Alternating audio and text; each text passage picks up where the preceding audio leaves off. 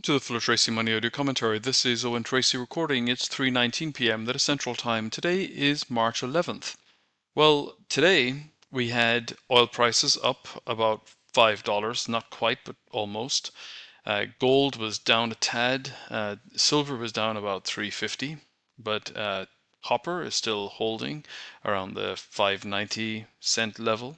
On COMEX, it was down a tad, but still in the region of the 600 area. Then the Nasdaq was in positive territory for the majority of the day, closed out, or at least the Nasdaq 100 closed out in mildly negative territory.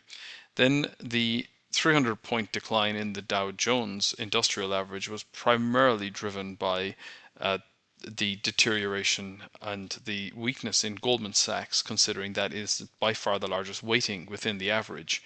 And of course, that is an arithmetic average, or it's a point-driven average. There's only two indices in the world that are not market cap weighted, that are generally considered big or significant indicators. One is the Dow, the other is the Nikkei. Everything else is market cap weighted.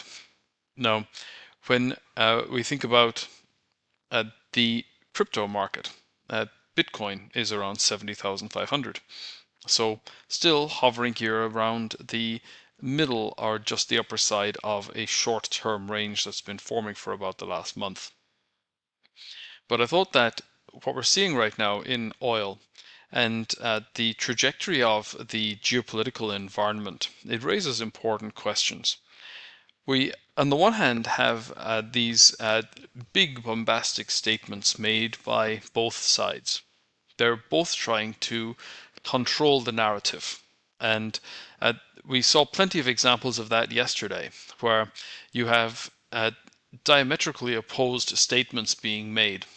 And you have one piece of the government saying that there was an escort through, or there was a US military escort of a ship through the Straits of Hormuz, and then that was not the case. Then you have Iran saying they're not negotiating, and then reaching out to the Turks and saying that here are some of the conditions that they would accept. Then today saying they are absolutely not going to negotiate as long as Israel continues to exist, and simultaneously saying, well, if there were global security guarantees, then that might be a way to get to an end of this.